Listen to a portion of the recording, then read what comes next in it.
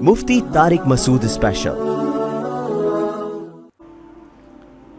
تھوڑی دیر کی لذت، یہاں سے بات شروع ہوئی تھی کہ جوانی میں بھی یہ لذتیں اگر آپ نے کنٹرول نہیں کیا نا تو بڑھاپے میں یہ لذتیں بڑھیں گی، مگر گناہ کرنے کی طاقت کیا ہو جائے گی؟ ختم۔ تو حسرت، افسوس، ٹینشن والی زندگی۔ تو اس لیے جوانی میں اپنے آپ کو نیکی کا عادی بنا لو، اس سے بڑھاپا بڑا خاندانی گزرے گا، اللہ اللہ کی بڑھاپے میں توفیق ملے گی۔ جوانی میں تسبیح کی عادت ڈال لو، سمجھتے ہو؟ نہیں آ رہی سمجھ میں؟ جوانی میں کیا عادت ڈال لو؟ تسبیح کی۔ نبی صلی اللہ علیہ وسلم نے فرمایا، صحیح بخاری کی آخری حدیث، کلیمتانی خفیفتانی علی اللسانی ثقیلتانی فی المیزان حبیبتانی الی الرحمن سبحان اللہ وبحمدہ سبحان اللہ العظیم۔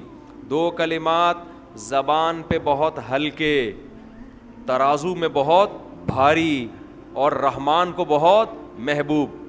ایک سبحان اللہ وبحمدہ، دوسرا سبحان اللہ العظیم۔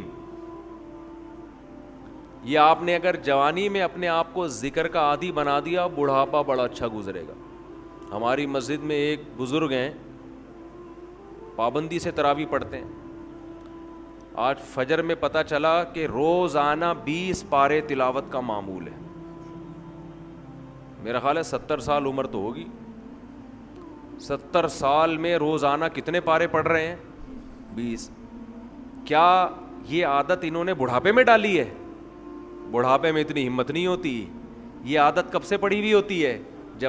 جوانی میں روز 20 نہیں پڑھتے ہوں گے، 2 پڑھتے ہوں گے، 3 پڑھتے ہوں گے، لیکن جیسے جیسے عمر بڑھ رہی ہے وہ تعداد کم ہونے کے بجائے، بولو، وہ شوق بڑھتا چلا جا رہا ہے۔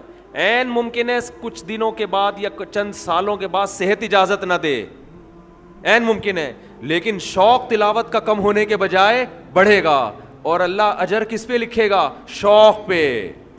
حدیث میں آتا ہے کسی کا کوئی معمول تھا، صحت خراب ہونے کی وجہ سے معمول چھوٹ گیا تو اللہ اس کے اعمال میں وہ نیکی لکھتے رہتے ہیں۔ جیسے کسی نے ہمیشہ رمضان میں روزے رکھے ہوں، بڑھاپا آ گیا، شوگر، بیماریوں کی وجہ سے روزہ نہیں رکھ پا رہا، تو اب یہ تھوڑی کہ اللہ اس کا اجر ضائع کریں گے، اللہ کہیں گے تو نے ہمیشہ رکھے ہیں، اب مجبور ہے تو میں تیرے اعمال میں روزے لکھتا چلا جاؤں گا میں۔ تو آج آپ نے اپنے آپ کو، میرے بھائی، اللہ کا تھوڑا تھوڑا اللہ کا ذکر کی عادت ڈالو۔ میں نہیں کہہ رہا آپ سے زیادہ نہیں ہوتا تو وحشت نہ تھوڑا کر لو۔ آج تھوڑا کرو گے، کل اس تھوڑے میں ایسی لذت ہوگی کہ اللہ اس مقدار کو بڑھا دے گا۔ حدیث میں آتا ہے، سبحان اللہ والحمد للہ ولا الہ الا اللہ واللہ اکبر، یہ کلمات احب الی اللہ مما طلعت الشمس او کما قال صلی اللہ علیہ وسلم۔ سورج جن چیزوں پہ طلوع ہوتا ہے، ظاہر ہے سورج تو پوری دنیا پہ طلوع ہوتا ہے، ان تمام چیزوں میں اللہ کو سب سے زیادہ محبوب یہ کلمات ہیں۔ اور دیکھو اس میں اللہ کا کوئی فائدہ نہیں ہے، اللہ کی آپ حمد و ثنا کریں، اللہ کا کوئی فائدہ نہیں ہے۔ اللہ یہ چاہتے ہیں میرے بندے اپنی زبان سے میرا نام لیا کریں، اللہ کو اس بات کی خوشی ہوتی ہے۔ ہمارے حضرت ایک شعر پڑھا کرتے تھے، یہ جو اہل اللہ ہوتے ہیں نا، ان کو ذکر کی بڑی عادت پڑ جاتی ہے، بار بار اللہ کا نام لیتے لیتے نا، شروع میں تو انسان کو عادت نہیں ہوتی، جب نام لیتا ہے بار بار ذکر، تو پھر اس کا ٹائم اللہ کے ذکر کے بغیر پاس نہیں ہوتا، پھر اس کو ایک کمی محسوس ہوتی ہے۔ کسی کو چائے کی عادت پڑ جائے، چرس کی عادت پڑ جائے، سگریٹ کی عادت پڑ جائے، نہیں ملے تو تڑپتا ہے نا۔ تو جس کو ذکر کی عادت پڑتی ہے نا، اس کو جب ذکر کا ٹائم نہ ملے تو اس کا دل پریشان ہوتا ہے، اس کو اللہ کے نام میں ایک چسکا آنے لگتا ہے۔ لیکن یہ پہلے دن نہیں ہوگا، عادت ڈالنی پڑے گی۔ تو روز آنا اس کا معمول بنا لیں، 100 دفعہ صبح، 100 دفعہ شام تسبیح کا معمول بنا لیں۔ اس سے کیا ہوگا؟ ابھی شاید دل نہ لگے آپ کا، لیکن جیسے جیسے عمر بڑھے گی اللہ کے نام کا چسکا لگنا شروع ہو جائے، بڑھاپا بہت اچھا گزرے گا، اللہ کو یاد کر کے گزرے گا۔ کھوپڑی شریف میں بات آ رہی ہے کہ نہیں آ رہی؟ اور اگر ہر وقت دنیا کے تذکرے کرتے رہے نا، ہر وقت ویڈیو گیم لے کے بیٹھے ہوئے پب جی کھیل رہے ہیں، سانپ والا اب تو سانپ والا ختم ہو گیا، اب آ رہا ہے سانپ والا، نوکیا میں آتا تھا سانپ لمبا ہوتا جا رہا ہے، اس کو پتہ نہیں فضول ٹائم ویسٹ کر رہے ہو. ہم پریشان ہوتے ہیں یار، ہمارے پاس کاموں کو نمٹانے کا ٹائم نہیں ملتا.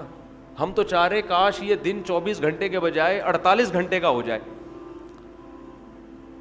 اور لوگ کیا کر رہے ہیں کہ وہ باقاعدہ ارادہ کر کے ضائع کر رہے ہیں ٹائم. ہمارے تو کام نہیں نمٹتے، جب ہم رات کو سونے کے لیے لیٹتے ہیں تو کہتے ہیں یار آج کا دن بھی گزر گیا اور کام ویسے کے ویسے ہی. اور ادھر باقاعدہ ارادہ کر کے جو ہے نا ٹائم ضائع کیا جا رہا ہے کہ چلو ٹائم ویسٹ کرتے ہیں. ایسی چیز میں ٹائم گزر جائے نا جو ذہنی تفریح کا ذریعہ بنے تو بھی ٹھیک ہے، گپ شپ لگا لو دوستوں کے ساتھ بیٹھ کر. یہ کیا ہے یار، دماغ کو خام خواہ کا تھکا رہے ہو بیٹھ کے. تو اگر پب جی کھیلنے کی عادت ڈال لی تو جاؤ گوروں کا بڑھاپا دیکھو، اولڈ ہاؤس میں بڑھاپے میں اسنوکر کھیلتے ہیں، کیرم بورڈ کھیلتے ہیں، لڈو کا نہیں مجھے پتا، یہ چیزیں کھیل رہے ہوتے ہیں بڑھاپے میں. اور ہمارا بوڑھا بڑھاپے میں ایک ایک دن میں 20 پارے ختم کر رہا ہے. سمجھتے ہو کہ نہیں؟ وہ نماز میں دل بہلا رہا ہے، وہ تہجد میں اس کا ٹائم گزر رہا ہے. بھائی ویڈیو نہ بنائے، لکھا ہوا ہے نا. تو یہ کیسی عجیب بات ہے. آپ جائیں وہاں، ایک صاحب نے مجھے کہا کہ میں نے یورپ میں بڈھی عورتوں کو دیکھا، بڈھی عورتیں 5-6 بڈھی عورتیں بیٹھی ہوئی اور جوا کھیل رہی ہیں، تاش کھیل رہی ہیں. کہہ رہے مجھے یاد آیا یار ایک ہماری بوڑھی ہیں، ہماری بوڑھی عورتیں مصلے پہ بیٹھی ہوتی ہیں، اللہ اللہ کر رہی ہوتی ہیں، آخری وقت اللہ کا نام لے کے گزار رہی ہوتی ہیں. اور ایک یہ بڑھیاں ہیں اور کیا کھیل رہی ہیں؟ تاش کے پتے. اچھا لگتے ہیں بڑھاپے میں یہ؟ ہمارے بوڑھے کو دیکھو، آدمی کا دل چاہتا ہے اس سے دعا کروائے کہ بابا جی میرے بھی سر پہ ہاتھ رکھ لو. جو تاش کھیل رہی ہو بیٹھ کے اس بڈھی سے دل چاہے گا؟ اسے تو آدمی نصیحت کرے گا کچھ اور کر لے. تھوڑے دنوں میں اتنا راشا آئے گا نا ہاتھوں میں تھوڑے دنوں میں کہ ایک پتے کے بجائے 2 گر رہے ہوں گے، 2 پتے ایک ساتھ گر رہے ہوں گے. تو اس لیے کارآمد بنا لو، کچھ تھوڑا بہت اللہ کا نام لے لیا کرو. تمام دوائیں بچوں کی پہنچ سے دور رکھو. وہ کیا تھا ان کے، وہ لڈن جعفری یاد آ رہے ہیں. لڈن جعفری زندہ ہوتے کتنی اب تک مزید میمز بن چکی ہوتی. مر گئے، یہی اسٹائل تھا نا ان کا، مر گئے، کیا تھا وہ بھول گیا یار، زندہ ہو گئے، بس وہ بھی پورا نکل گیا دماغ سے. بہرحال وہ بڑا مزہ آتا تھا. ابھی بھی میں سنتا ہوں بہت سارے لوگوں کی تقریریں، بڑی لمبی لمبی ادھر ادھر کی پھینک رہے ہوتے ہیں، تھوڑا انٹرٹین. پب جی سے اچھا ہے، پب جی کھیلنے سے اچھا ہے کہ دماغ فریش کرنے کے لیے نا فیس بک پر 2-4 اس طرح کے لوگوں کی تقریریں سن لیا کرو. بڑی لمبی لمبی پھینک رہے ہوتے ہیں، تو ان کے پھینکنے کے اسٹائل کو دیکھ کر نا آدمی تھوڑا سا فریش ہو جاتا. پہلے ایک چینل آیا کرتا تھا، وہ نام نہیں میں لوں گا فتنہ ہوگا، جب میں تھک جاتا تھا وہ چینل دیکھا کرتا تھا. اس میں کیلے ویلے قبلے کی طرف رخ اس ٹائپ کی چیزیں اس میں دکھا رہے ہوتے تھے کہ بڑا دماغ فریش ہو جایا کرتا تھا. اچھا بھائی یہ پرچی کسی نے بھیجی ہے، وہ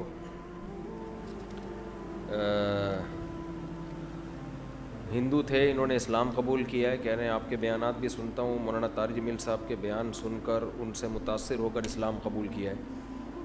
تو یہ چونکہ بہت سارے غیر مسلموں کا مسئلہ ہے جو انہوں نے پوچھا ہے کہ اگر گھر میں کہتے ہیں میں شو کر دوں گا تو بڑے مسائل کھڑے ہو جائیں گے، گھر والوں کو بہت تکلیف ہوگی، خاندان میں مسائل ہیں، تو میں اپنے اسلام کو کیا چھپا سکتا ہوں؟ دیکھیں اس خوف سے چھپانا کہ گھر والوں کو پتہ چل گیا تو ان کو درد ہوگا، تکلیف ہوگی، یہ تو کوئی شرعی عذر نہیں ہے. جب میں نے دوسری شادی کی تھی میرے سارے خاندان کو بہت تکلیف ہوئی تھی، سب کو ہوتی ہے. تو اب آپ پہلی شادی کریں تو بھی تکلیف ہوتی ہے آج کل. آپ اگر پہلی ٹائم پہ کر لیں نا تو سب کو تکلیف ہوتی ہے. ابھی کوئی عمر تھی تمہاری شادی کرنے کی؟ لوگ اس طرح بات کر رہے ہوتے. اگر آپ نے اسلام قبول کیا ہے، آپ بتائیں گے تو گھر والوں کو تکلیف ہوگی اس سے، تو یہ کوئی شرعی عذر نہیں ہے. ان کا تکلیف ہونا غلط ہے بھائی، کیوں ہو رہی ہے؟ لیکن اگر آپ کو یہ خطرہ ہے کہ اس تکلیف کی وجہ سے وہ آپ کو ٹارچر کریں گے، ماریں گے, قتل کر سکتے ہیں, یا بہت زیادہ ماریں گے, پیٹیں گے, بہت زیادہ آپ پہ ذہنی دباؤ آپ کو دیں گے, تو پھر ایسی صورت میں شریعت نے اجازت دی ہے کہ آپ اپنا اسلام چھپا سکتے ہیں. الا من اکرہ وقلبہ مطمئن بالایمان, قرآن کی آیت ہے کہ جس کو زبردستی مجبور کیا جائے کفر پر, تو دل میں اگر وہ ایمان لے آتا ہے تو ایسی شدید مجبوری میں زبان سے وہ اپنے ایمان کو چھپا سکتا ہے. یہ بہت سارے غیر مسلموں کے ساتھ مسئلہ ہے آج کل.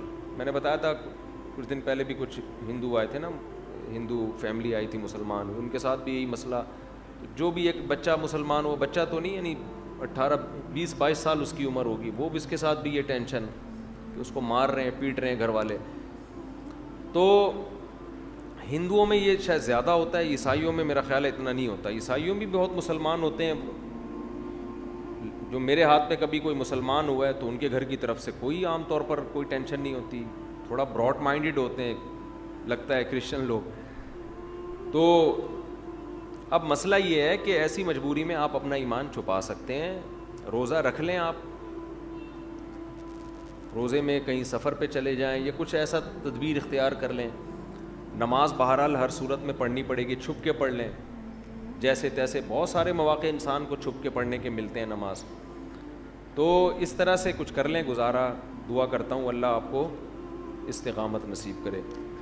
اور یہ کہتے ہیں وہ بڑے خوش قسمت لوگ ہیں جو مسلم گھرانے میں پیدا ہوئے ہیں. واقعی وہ بڑے خوش قسمت ہیں. ہمیں چونکہ قدر نہیں ہے, ہمارے ہاں تو نیکی نہ کرنا مشکل ہے, ہمیں تو اللہ نے نیکی پہ مجبور کر دیا ہے. تو جو روزہ کھائے گا وہ پٹے گا. صحیح ہے نا, رکھنا آسان ہے, کھانا مشکل ہو گیا ہے. تو یہ اللہ کی نعمت ہے کہ ہم جیسے نالائقوں کے لیے اللہ نے آسان کر دیا. قربانی تو ان غیر مسلموں کی ہوتی ہے جو قربانی دے کر آتے ہیں, پورا خاندان بائیکاٹ کرتا ہے, اور پھر بھی وہ اپنے دین اور مذہب پہ قائم رہتے ہیں. تو قدر کرنی چاہیے.